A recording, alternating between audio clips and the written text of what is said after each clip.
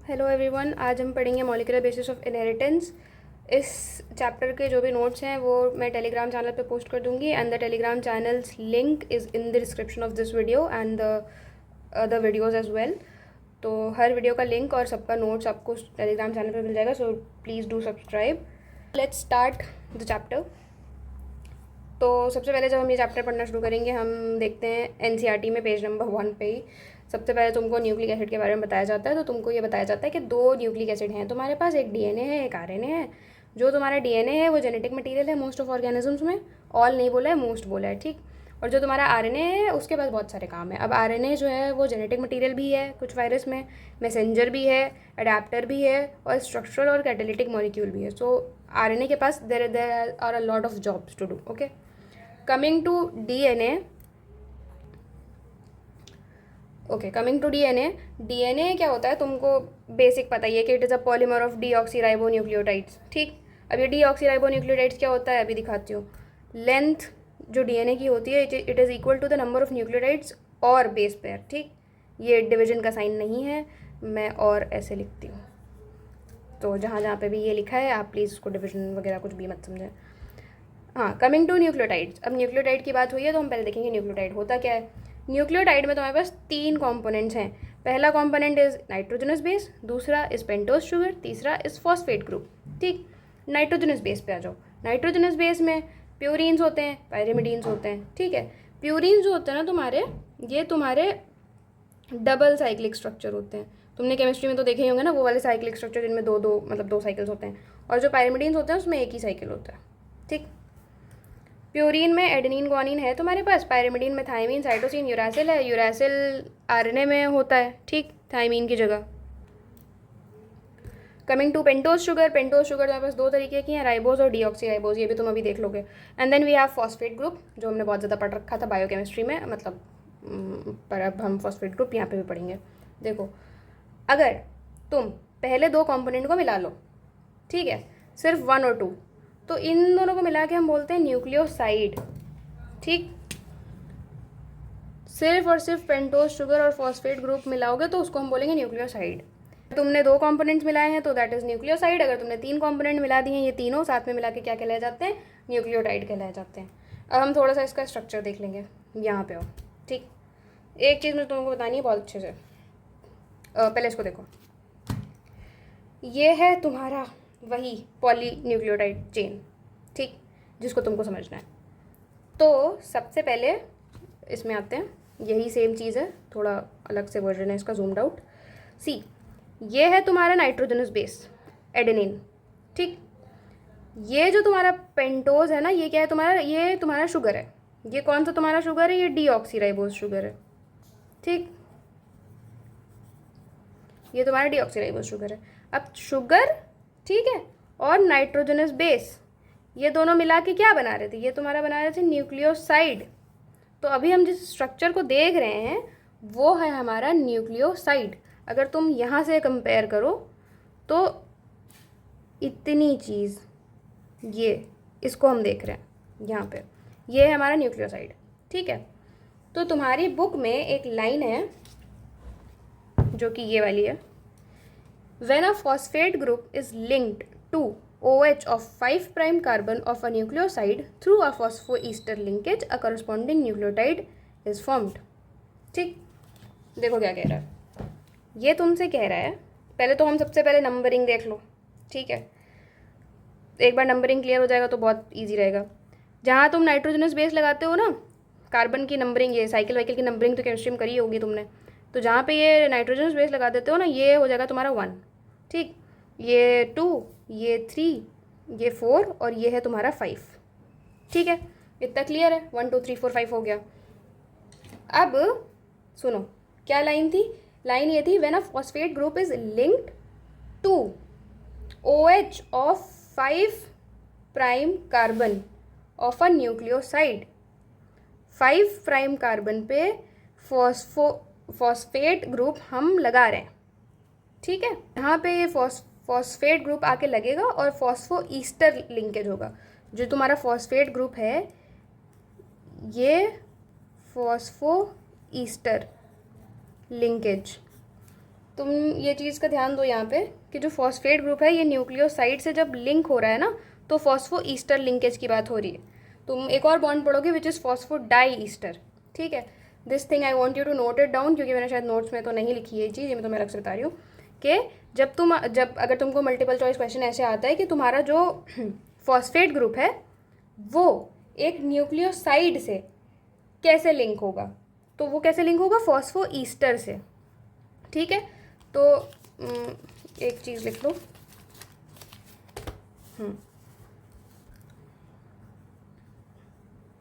ये तुम्हारा phosphate group है, ठीक। ये आके तुम्हारे न्यूक्लियोसाइड से लिंक हो गया, और अब ये जो स्ट्रक्चर बना रहा है इसको तुम बोलते हो न्यूक्लियोटाइड, ठीक। इन दोनों के बीच का जो बॉन्ड है इसको हम बोलते हैं फॉस्फो ईस्टर, ठीक है। I want you to write this down, क्योंकि ये इसमें नहीं लिखा हुआ है, ठीक। दिस इज़ फॉस्फो ईस्टर, और ये न्यूक्लियोसाइड पे कहाँ पे जाके लगता है, ये 5 प्राइम कार्बन पे लगता है, ठीक है। ये फॉस्फेट इसके 5 प्राइम कार्बन पे लगता है। तो इस लाइन का पूरा जिस्ट ये है, ओके।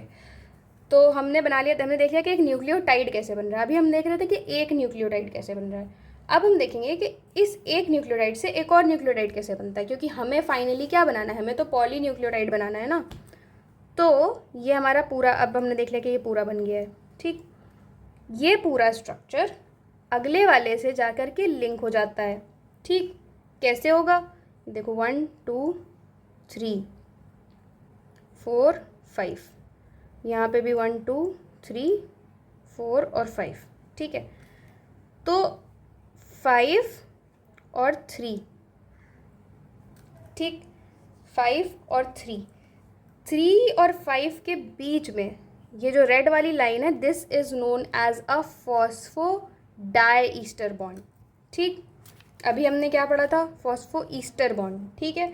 दूसरी चीज़ हम क्या पढ़ रहे हैं कि एक न्यूक्लियोटाइड दूसरे न्यूक्लियोटाइड से मिलके जो डाई न्यूक्लियोटाइड बना रहा है,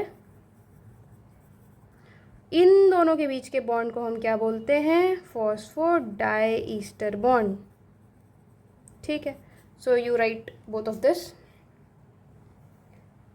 अब डाई न्यूक्लियोटाइड ऐसे बन गया, ठीक।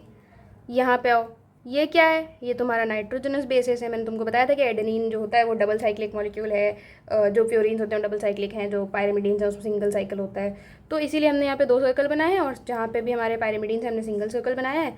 Now see these blue lines, ये क्या है, आई विश कि आपको पता हो, पर नहीं पता कोई बात नहीं।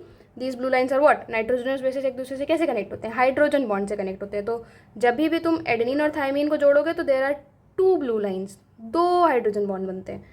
Whenever you connect cytosine with guanine तो 3 हाइड्रोजन बॉन्ड होते हैं, 3 लाइंस होती हैं, ठीक। अब हाँ, अगेन अगर तुम आरएनए की बात करते हो ना, तो वहाँ पे थाइमिन की जगह यूरासिल होता है, वहाँ पे भी 2 ही बॉन्ड बनते हैं, ठीक। कुछ चेंज नहीं होता, बस इसकी जगह पे यूरासिल आ जाता है, ठीक है। और हमें क्या चीज़ें देखनी है, और हमें देखना है, हाँ सी बुक में तुम्हें बहुत बड़ा बड़ा लिखा हुआ मिलेगा कि तुम्हारे पास देयर इज़ अ फ्री, मतलब तुम सोचो ये पूरा स्ट्रक्चर है, ठीक। इसके बीच में और ज़्यादा बनेगा न्यूक्लियोटाइड, मतलब ये चेन कनेक्टेड बनती जाती है। तो फाइनली जो स्टार्टिंग वाला स्ट्रक्चर होता है वो कुछ ऐसे होगा, इसके पहले कोई चेन नहीं होगी, और जो लास्ट में ख़त्म हो रहा होगा वो ऐसे होगा, इसके बाद में कोई चेन नहीं होगी। तो तुम्हें देखने को मिलेगा कि जो पॉलीमर बना है ना, उसमें एक जो तुम्हारी फ्री एंड है 5 प्राइम पे, वहाँ पे एक फॉस्फेट ग्रुप तुमको मिलेगा लटकता हुआ, और जो तुम्हारा 3 प्राइम एंड होता है ना, ये देखो 3 नंबर ऑफ कार्बन क्या है, 3rd है ना, 3rd पे एक OH लटकता हुआ मिलेगा। यही तुम्हारा 3 प्राइम और 5 प्राइम है, और कोई फालतू अलग से कुछ नहीं है। दिस इज, यही चीज़ को हम 3 प्राइम 5 प्राइम बोल रहे होते हैं। तुमको दिखेगा, अगर तुम यहाँ पे भी नंबरिंग करना स्टार्ट करो ना, तो 1 2 3, see this is the 3 prime and, this is the 5 prime and. If you number the carbons तो तुम्हें समझ में आ जाएगा कि 3 प्राइम और 5 प्राइम बोल हम क्यों रहे हैं, ठीक है। तो इसमें बस इतना सा है, एक बार इस स्ट्रक्चर को खुद से बना के देख लेना, तो आई गेस ज़्यादा क्लियर हो जाएगा तुम्हें।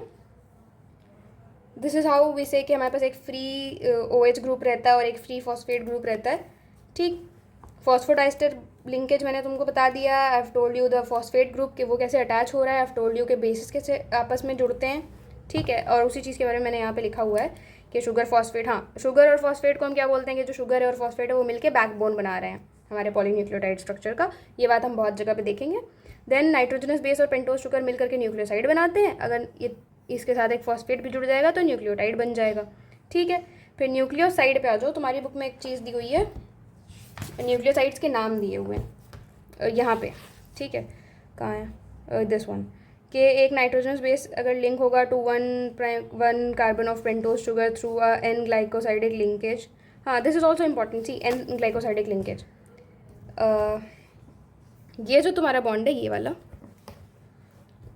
ये भी again you have to mark this as well, क्योंकि ये मैंने शायद नहीं लिखा है। Mark this one as well. ये जो तुम्हारा ग्रीन वाला बॉन्ड है, ठीक, this green thing, this is an N glycosidic linkage. ठीक, इससे क्या हो रहा है, इससे नाइट्रोजनस बेस तुम्हारा शुगर से बाइंड कर रहा है। तो नाइट्रोजनस बेस और शुगर के बीच में ये वाला बॉन्ड होता है। तो ये चीज़ नोट करो और ये नोट करो। Okay, let's come to the nucleosides. Nucleosides भी तुम्हारे बुक में मेंशन्ड है। तो तुम्हें उस स्टेटमेंट को अगर हम सिंप्लीफाई करते हैं तो बस इतना है कि न्यूक्लियोसाइड अगर हम आरएनए की देखें और डीएनए की देखें तो क्या होता है। देखो, जो आरएनए की होती हैं वही सेम डीएनए की होती हैं, बस उसमें तुमको क्या करना है, तुमको उसमें आगे डीऑक्सी लगा देना है। ठीक, अब देखो, एडिनोसिन, गुआनोसिन, साइटिडीन, ये तीन तो सेम ही हैं। ठीक, चौथी चीज़ देखो, आरएनए में यूरैसिल होता था और इसमें थाइमीन होता था, तो यहाँ पे तो यूरिडीन आ जाएगा। ठीक, दिस इज़ यूरिडीन, लेकिन यहाँ पे वी हैव थाइमिडीन, तो डीऑक्सीथाइमिडीन। दीज आर द न्यूक्लियोसाइड्स जो तुमको पता होना चाहिए, क्योंकि ये बुक में तुम्हारे मेंशन्ड है। नेक्स्ट विल कम टू जो थोड़ा थोड़ा ये वाला पार्ट है जो तुम्हें याद रखना है।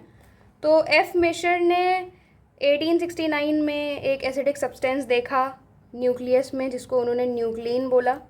ठीक, this is the first point जो तुमको पता होना चाहिए कि उसने क्या नाम दिया है, किसने दिया है, किस ईयर में दिया है, और सब्सटेंस कैसा था, एसिडिक था। कहाँ देखा, न्यूक्लियस में देखा। ठीक है, फिर आगे तो एक एक्सरे डिफ्रैक्शन डेटा दिया था विल्किंस और फ्रैंकलिन ने। ठीक है, अब इस एक्सरे डिफ्रैक्शन डेटा के बेसिस पे ही क्या किया, जेम्स वॉटसन ने और फ्रांसिस क्रिक ने डबल हेलिक्स मॉडल दे दिया। ठीक, जो डीएनए का अभी हम लोग मॉडल पढ़ रहे होते हैं बड़ा सा, it is a double helical model of DNA, और ये किसने दिया था, वॉटसन एंड क्रिक ने दिया था। किस बेसिस पे दिया था, on the basis of X ray diffraction data by Wilkins and Franklin. ठीक है, ये इन लोगों ने दिया था। फिर हाँ, ईयर भी नोट कर लो, 1953। ठीक, ये चीज़ भी नोट करो, ये भी नहीं लिखी हुई है नोट्स में। देन ये जो डेटा है एक और चीज़ के ऊपर भी बेस्ड था। ठीक, तुम दोनों स्टेटमेंट्स का डिफरेंस देखो। ठीक है, एनसीईआरटी में तुम इसका डिफरेंस देखना, अभी मैं तुम्हें बताती हूँ। It is also based, the proposition of this model was based on observation of Erwin Chargaff. ठीक, तो चारगाफ रूल तो तुमने पढ़ा होगा, उसके ऊपर भी बेस्ड था। तो ये एग्जैक्ट सेम लाइन ऐसी लिखी हुई है एनसीईआरटी में, तो तुमको ये दो लाइन बहुत अच्छे से पढ़नी होगी कि this proposition was also based on Chargaff's rule और ये वाला डेटा जो तुम्हारा एक्सरे वाला है। ठीक, ये दो चीज़ इस पे बेस्ड था ये। अब ये तो तुम्हारा चारगाफ्स रूल है, इसमें तुम लोग को बहुत रोना निकल जाता है, तो इसमें देख लो कि ये क्या होता है। सबसे पहले तो सबसे पहली चीज़ जो तुमसे चारगाफ्स रूल बोलना चाहता है वो ये बोलना चाहता है कि प्यूरीन्स इज इक्वल टू पिरिमिडीन्स। ठीक, प्यूरीन्स क्या होते हैं, एडेनिन और गुआनिन। पिरिमिडीन्स क्या होते हैं, थायमीन और साइटोसिन। ठीक है, तो ये पहला पॉइंट था, ये दूसरा पॉइंट है। ठीक, अब तुम देखो, मैथ्स तो सबको ही आती होगी, नहीं आती है इसीलिए बायो लिए तो कोई बात नहीं। देखो यहाँ पे a+d जब भी ऐसी इक्वेशन होती है ना, तो इसको अगर तुम इसके डिनोमिनेटर में ले आओ तो यहाँ पे क्या बचता है, 1 बचता है। ठीक, क्यों बच रहा नहीं पता, कोई बात नहीं, यहाँ पे 1 बचता है। दूसरी चीज़, जब भी हम इसको ऐसे लिखेंगे एंड यहाँ पे 1 बच रहा है, तो 1 is a constant, right, 1 is not a variable, it is a constant. तो इसको तुम ऐसे भी लिख सकते हो, ठीक है। This is another way of writing this rule. उसके बाद अब हाँ, इसको उल्टा भी कर सकते हैं, राइट, इसको t + c/a + g = कॉन्स्टेंट भी लिख सकते हैं। लिख ही देते हो, पता चला उल्टा दे दिया, फिर तुम बोल रहे हो कि ये तो बताया नहीं था, ठीक है। और इसके आगे 1 भी लिखा जा सकता है, ठीक। अब आगे आओ,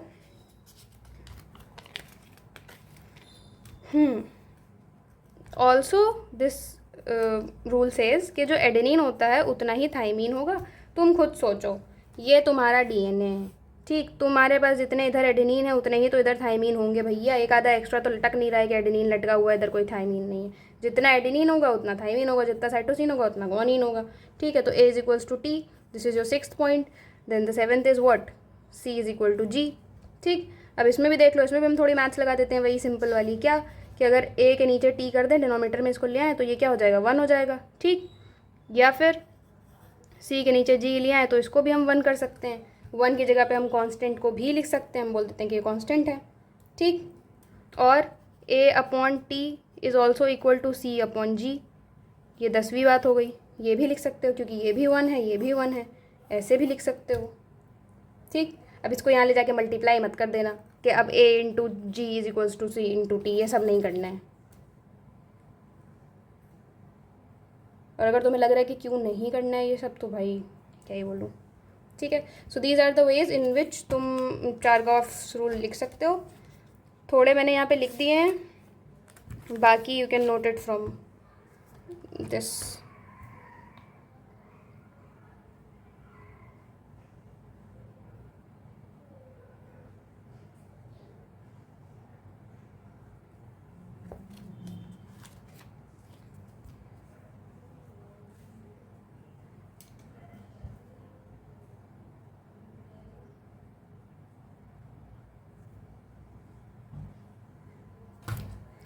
okay, now coming to the double helical model, जिसकी अभी हमने बात करी थी। तो डबल हेलिकल मॉडल जैसे एग्जैक्टली तुम्हारी बुक में दिया हुआ है, हमें एग्जैक्टली वैसे ही पढ़ना होगा, ठीक है। तो ऐसा कुछ एक स्ट्रक्चर है। पहली बात तो अब देखो, पहला पॉइंट जो तुम्हारी बुक में लिखा हुआ है उसमें तुम्हें ये बताया गया है कि ये तुमको 2 पॉलीन्यूक्लियोटाइड चेन का बना होता है, ठीक। शुगर और फॉस्फेट मिलकर इसका बैकबोन बनाते हैं, और जो नाइट्रोजनस बेसिस हैं दे प्रोजेक्ट इनसाइड, इस बैकबोन से nitrogenous bases project inside, this word is important. Second point क्या है, जो चेन्स होती हैं वो एंटी पैरेलल हैं, हाँ। तो ये जो चेन्स हैं ये दोनों कैसी हैं, एंटी पैरेलल है, एक 5 से 3 जा रही है, एक 3 से 5 जा रही है, this is why they are anti parallel. Anti parallel का मतलब ये होता है। Coming to the third point में तुमसे बोला जाता है कि जो नाइट्रोजनस बेसिस हैं they are paired through a hydrogen bond. ये मैंने तुमको भी पीछे बताया था कि नाइट्रोजनस बेसिस के बीच में हाइड्रोजन बॉन्ड होता है। अब देखो, नाइट्रोजनस बेस क्या है, A, ठीक, नाइट्रोजनस बेस क्या है, T। लेकिन अगर तुम इन दोनों को मिला के देखो, ये चीज़, इसको हम बोलते हैं बेस पेयर, ठीक है। इसमें तुम्हें बॉन्ड बताया है कि 2 बॉन्ड्स होते हैं और इसमें 3 बॉन्ड्स होते हैं, 3 हाइड्रोजन बॉन्ड्स होते हैं, ठीक। Coming to the next point which is के प्यूरिन जो होते हैं वो हमेशा ऑपोजिट होते हैं टू पायरिमिडीन्स, ठीक। बहुत सिंपल सी बात है, इससे देखो प्यूरिन तुम्हारा 2 साइकिल का था, ठीक है, यहाँ पे बॉन्ड बना, पायरिमिडीन तुम्हारा 1 साइकिल का था। अब मान लो कि तुमने प्यूरिन और प्यूरिन में ही बॉन्ड बना दिया होता, तो ये डिस्टेंस यूनिफॉर्म नहीं रहेगा ना। मान लो तुम पायरिमिडीन, उसके बाद तुम पायरिमिडीन में बॉन्ड बना रहे हो, तो ये डिस्टेंस जो है ये यूनिफॉर्म नहीं रह पाएगा जब तुम हेलिक्स बनाओगे। तो इसीलिए हमेशा क्या होता है कि ऐसे ही बनता है, एक प्यूरिन रहेगा, एक पायरिमिडीन रहेगा साथ में। So in that way what happens कि जो डिस्टेंस बिटवीन हेलिक्स है वो यूनिफॉर्म रहता है, ठीक। तो इस चीज़ का सिग्निफिकेंस है ये, ठीक। दिस पॉइंट इज़ इम्पॉर्टेंट कि प्यूरिन्स हमेशा पायरिडीन के ऑपोजिट रहते हैं। Why is this important, because it generates a uniform distance between 2 strands. Coming to the next point which is fourth point में तुमको बोला गया है कि जो तुम्हारा हेलिक्स है वो राइट हैंडेड हेलिक्स है, राइट हैंडेड फैशन में उसको फोल्ड किया जाता है। फिर तुमको कुछ वैल्यूज़ दी जाती है जो तुमको एकदम याद होनी चाहिए। पहली चीज़ पिच, ठीक है। तो पिच ऑफ डीएनए कितना है तुम्हारा डीएनए का जो पिच है इट इज़ 3.4 नैनोमीटर, ठीक है। Pitch of helix is 3.4 nanometre, और इसको अगर तुम एंगस्ट्रॉम में कन्वर्ट करोगे तो इट इज़ 34 एंगस्ट्रॉम। ये सिंपल सा कैलकुलेशन है एंगस्ट्रॉम और उसका नैनोमीटर का। कोई भी चीज़ तुमको अगर नैनोमीटर में दी है या एंगस्ट्रॉम में दी है तो तुम यहाँ पे बस लिख लो, यहाँ पे तुम 34 एंगस्ट्रॉम लिख दो, ठीक। तो तुम नैनोमीटर में कन्वर्ट करो तो 3.4 नैनोमीटर आएगा। ऐसे होता है, जस्ट पुट द नंबर और ऐसे वैल्यू आ जाएगी। इसी के बेसिस पे हमने एंगस्ट्रॉम और नैनोमीटर में कन्वर्जन किया हुआ है। फिर एक टर्न पे हमारे पास 10 बेस पेयर्स होते हैं। ये है, एक बार तुम टर्न करोगे ना, इसमें 10 बेस पेयर्स मिलेंगे तुमको, ठीक। जब ये आगे जाके टर्न होगा ना तो यहाँ पे इसके बीच में 10 बेस पेयर्स होंगे, और ठीक 10 बेस पेयर्स होंगे। और जो 2 बेस पेयर्स है ना, ये वाला डिस्टेंस, 2 बेस पेयर्स के बीच का जो डिस्टेंस होता है ये वाला, ये होगा तुम्हारा 0.34 नैनोमीटर या फिर 3.4 एंगस्ट्रॉम, ठीक। ये तुम्हारा डिस्टेंस है। Coming to the fifth point, कि जो प्लेन ऑफ एक बेस पेयर है it stacks over the other. देखो इस डायग्राम में ये एक बेस पेयर है, ये दूसरा है, लेकिन जो इनका प्लेन है ना, ये एक के ऊपर एक स्टैक हो रहा है, एक के ऊपर एक स्टैक हो रहा है। इससे क्या होता है, स्टेबिलिटी आती है। तो 2 चीज़ें हैं जो कि स्टेबिलिटी प्रोवाइड करती हैं इस हेलिकल स्ट्रक्चर को। पहला है तुम्हारा हाइड्रोजन बॉन्ड, और दूसरा है तुम्हारा ये जो प्लेन एक के ऊपर एक स्टैक हो रहा है, ये, ठीक है। द नेक्स्ट पैराग्राफ, उसमें तुम्हें बताया गया है कि सेंट्रल डॉगमा दिया था फ्रांसिस क्रिक ने, ठीक है। इसी के बाद जब डबल हेलिकल मॉडल आ गया उसके बाद इन्होंने सेंट्रल डॉगमा दिया। सेंट्रल डॉगमा का क्या है भाई, कि जो जेनेटिक इन्फॉर्मेशन है वो डीएनए से आरएनए, आरएनए से प्रोटीन फ्लो करती है, this is the direction of flow. फिर एक तुमने ये चीज़ बहुत ज़्यादा बार पढ़ रखी होगी बचपन में भी, कि डीएनए रेप्लिकेट कर जाता है, फिर डीएनए आरएनए में कन्वर्ट होता है, इस प्रोसेस को हम ट्रांसक्रिप्शन बोलते हैं। फिर आरएनए प्रोटीन में कन्वर्ट हो जाता है, इस प्रोसेस को हम ट्रांसलेशन बोलते हैं, ठीक। कुछ वायरसेस होते हैं जिनमें रिवर्स ट्रांसक्रिप्शन होता है, मतलब ये प्रोसेस उल्टा चल रहा होता है, आरएनए से डीएनए बनता है, ये चीज़ हो रही होती है, दिस इज़ रिवर्स ट्रांसक्रिप्शन, ठीक। ये पूरा प्रोसेस उल्टा नहीं चल रहा है, ये चीज़ हो रही है। यहाँ से डीएनए बनेगा, तो उन वायरसेस में you have retroviruses, HIV, hepatitis B, ये आगे तुम पढ़ोगे in higher classes when you study HIV and stuff. So this is all about your molecular basis of inheritance का पहला part. What I want you guys to notice is कि मैं तुमको कितना पढ़ाया, मैं तुमको ये यहाँ तक पढ़ा दिया है, ओके। दिस बस, अब इसके बाद we'll do packaging of DNA helix, उसके पहले का सारा is done. So I want you guys to read NCERT once. इसमें जितने भी कंसेप्ट हैं वो मैंने सारे क्लियर करके डाल दिए हैं। एक चीज़ मैंने तुमको नहीं बताई है, वो है तुम्हारा ये जो यहाँ पे इस वाले पैराग्राफ में सबका नंबर ऑफ बेस पेयर वगैरह वगैरह दिया था, तो ये बहुत रटने वाली चीज़ है। आई डोंट थिंक ये मुझे तुम्हें समझाना पड़ेगा। और एज सच मैंने कुछ लाइन बाय लाइन वैसे नहीं पढ़ाया जैसे नॉर्मली टीचर्स पढ़ा रहे होते हैं, because I think the concept should be really clear. और तुम इतने बच्चे नहीं हो कि तुम लाइन का मतलब नहीं समझ पाओगे। जो भी लाइन्स ऐसी थी थोड़ी सी डिफिकल्ट, जिनका तुम शायद मतलब ना समझ पाते और कॉम्प्लेक्स था, वो मैंने ऑलरेडी एक्सप्लेन कर दिया है। So I want you guys to read NCERT once and read my notes, जो कि तुमको टेलीग्राम चैनल का लिंक मैं दे दूँगी डिस्क्रिप्शन में, तो तुम वहाँ से देख लो। एंड देन मुझे बताओ कि कैसा लगा तुमको ये, एंड शुड आई कंटिन्यू और नॉट। हाँ, tell me how you like it, and if you have any doubts तो तुम मुझसे कमेंट में पूछ सकते हो। फिर मुझे टाइम ऑब्वियसली मिल जाता है 1 हफ्ते के अंदर अंदर, आई ट्राई कि मैं रिप्लाई कर दूँ। इसके बाद हम पढ़ेंगे packaging of DNA helix. After this हम पढ़ेंगे पैकेजिंग ऑफ DNA हेलिक्स, फिर हम पढ़ेंगे सर्च फॉर जेनेटिक मटेरियल वाला सारा part. So this is how we are going to continue. इसके बाद that's all for this video, I will see you in the next one. Thank you, bye bye.